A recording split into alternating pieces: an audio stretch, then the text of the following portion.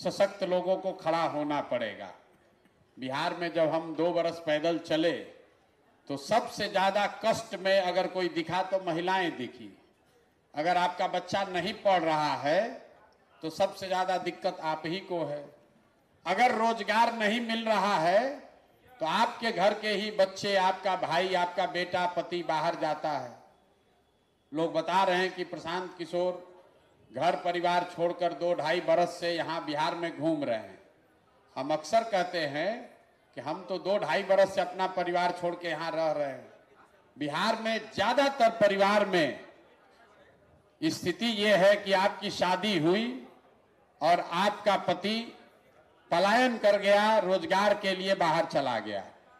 कोई छठ में घर में शादी विवाह पड़ा, छठ हुआ, दिवाली हुआ तो 10-15 दिन घर आता है, फिर सालों भर बाहर ही उसको रहना है।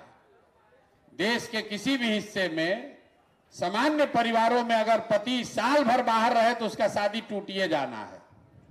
ये सिर्फ बिहार में ही संभव है कि महिलाएं 20-20 साल तक अपने पति के साथ उनको नहीं रहना है। और लोगों को लगता है तो जीवन की सच्चाई है, भैया कमाना है तो बाहर जाना ही पड़ेगा। ये बहुत बड़ा कष्ट है, कोई इसकी चर्चा नहीं करता है।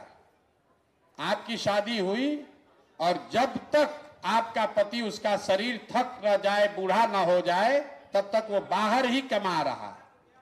आपका बच्चा जो जवान है उसको पढ़ने के लिए बाहर ही जाना है। अगर आपके बाबूजी बूढ़े हो गए तो उनको दवा के लिए बाहर ही जाना है। ये जो पलायन का दंश है, ये सबसे बड़ा दंश है।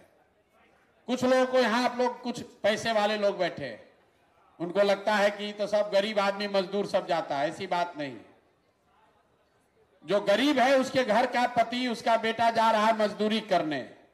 जो थोड़ा बहुत पैसे वाले लोग हैं उनका बच्चा, उनका पति जा रहा है नौकरी करने। लेकिन जा रहा है सब कोई। गांव में शायद ही कोई ऐसा हमको गांव मिला है जहां पर जवान लड़के आपको रोड पर मिलेंगे। अगर 100 लड़का गांव में है तो 10 से 15-20 गो बचा है। चाहे वो पढ़ाई के लिए गया हो, रोजी रोजगार के लिए गया हो, दवाई के लिए गया हो, सबका लड़का बाहर जा रहा है।